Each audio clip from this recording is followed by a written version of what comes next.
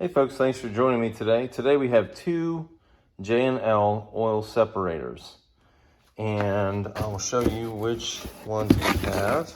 We have the 3101D-B, which is for the 3.4 liter Toyota 4Runner or Tacoma.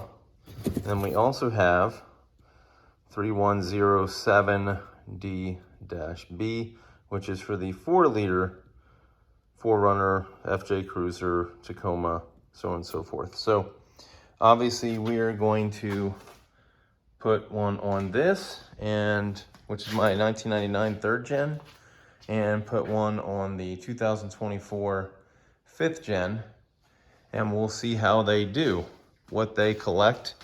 I think I'll just do 1,000 miles first, and then maybe I'll do an update video later when I get to like 5,000 on each vehicle, just to kind of see the comparison. So today we're going to install them. I'm not going to show you an install because there's a couple other videos out there that show installs on these, so you don't really need my review on that. Or maybe I'll just review it, how to do it real quick, and then that'll be part of the video. Okay, so this is the quick rundown. So the installation is the bracket on here. They give you a bolt, but there's a bolt already there if you have a 4x4 and you don't have this thing. If you have a 2-wheel drive, this is just 4x4 only apparently. And then you take off the thing that goes right there, which is that thing. And one of the lines goes right there, and then the other line goes right there. As you can see, it's that easy. So there's a hose that originally goes from there to up there. You're bypassing that using two hoses to go into the catch can, and then another one comes out and goes back into the other one. Okay.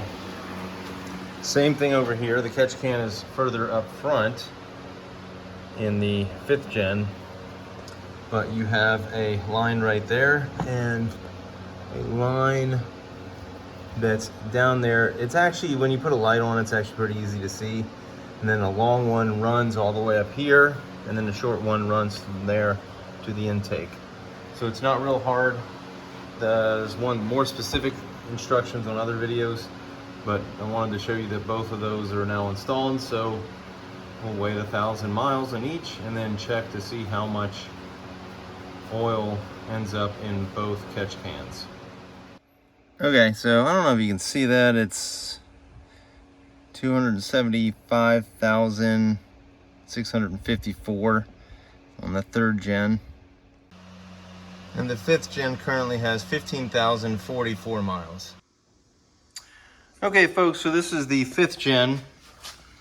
It's the first one to 1,000 miles. Actually, it was 1,284 miles. We were on a long distance trip, and I didn't want to do this in the middle of the trip. So I'm going to take the third gen to 1,284 as well. And this was the only thing I could find that was a precise measurement thing, and I've let this fall in there, and it looks like it's, oh, can you tell what that is? That looks like a little bit less than 1 ounce. The 2 ounces right there. So I think that's less than half the distance. Some milliliters on there somewhere. Maybe the other side. So we didn't quite get to the same mileage as the fifth gen 4Runner, but we got pretty close, and I think it's probably okay considering that the fifth gen had a lot of highway miles in that, so you have to kind of consider that.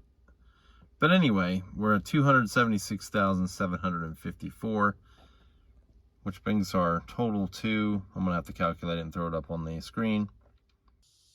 Okay, folks, so this is the amount that came out of the third gen.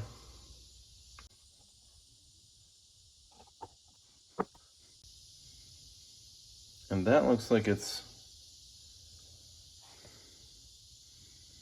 less than,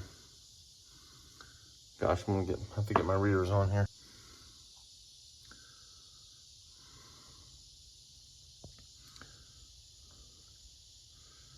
That's like half an ounce.